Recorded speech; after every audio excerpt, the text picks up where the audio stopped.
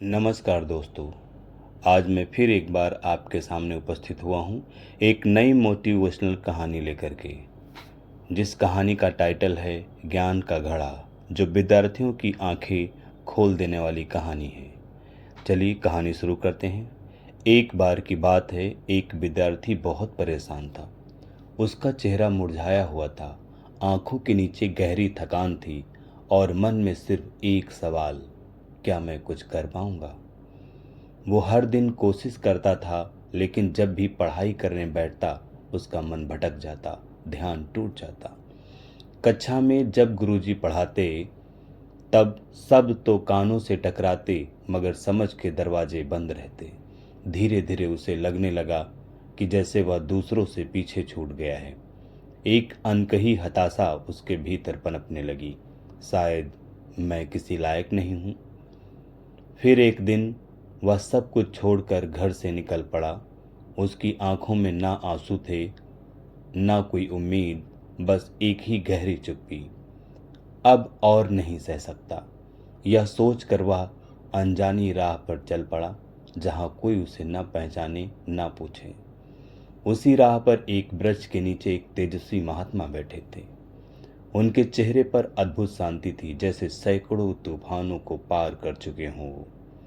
जैसे ही उन्होंने उस लड़के को देखा, उन्होंने अपनी आंखें बंद कर ली और जैसे एक क्षण में ही उसके दुख को समझ लिया।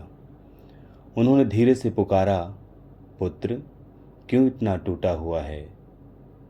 कौन सी पीड़ा तुम्हारे भीतर है? लड़का रुक गया, उसकी आंखों में आंसू आ गए। गुरुदेव, उसकी आवाज़ कांपने लगी, मैं पढ़ाई में पीछे रह गया हूँ। लोग कहते हैं मेहनत करो, लेकिन मेरा मन नहीं लगता। मैं बहुत कोशिश करता हूँ, पर कुछ भी ठीक नहीं होता। मुझे लगता है कि मैं कभी कुछ नहीं कर पाऊँगा। महात्मा मुस्कुराए, एक करुणा से भरी मुस्कान। उन्होंने कहा, पुत्र, मैं तुम्हारी मदद कर सकता हूँ, लेकिन एक शर्त है। मेरी बात पर पूर्ण विश्वास और मेरी बात का पूर्ण पालन करना होगा। लड़के ने तुरंत सिर झुकाया और कहा, मैं वचन देता हूँ गुरुदेव, आप जैसा कहेंगे मैं करूँगा। तब महात्मा ने एक कहानी सुनाई। उन्होंने कहा, कल्पना करो, ऊपर एक विशाल मटका है जिसमें ज्ञान रूपी अमृत भरा है। गुरुजन उस अमृत को धार की तरह नीचे बहा रहे हैं।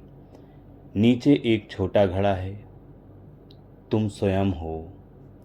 अगर यह घड़ा स्थिर रहेगा तो अमृत भरता जाएगा, लेकिन अगर यह हिलेगा, डगमगाएगा, तो बहुत सारा अमृत व्यर्थ बह जाएगा और घड़ा खाली रह जाएगा। उन्होंने थोड़ा रुक कर कहा, पुत्र, कक्षा में भी यही होता है। गुरु तो सच्चे मन से पढ़ाते हैं, पर तुम्हारा ध्यान इधर उधर भटकता है। कभी शोर, कभी बातें, कभी मन की उलझनें। जब ध्यान नहीं होता है तो ज्ञान अधूरा रह जाता है। इसलिए आज से तुम अपने मन और शरीर को स्थिर रखो। गुरु की बात को जैसे अमृत समझो और उसे मन रूपी घड़े में संजो लो। विद्यार्थी की आंखों में अब आंसू नहीं थे, एक चमक थी, एक नई उम्मीद।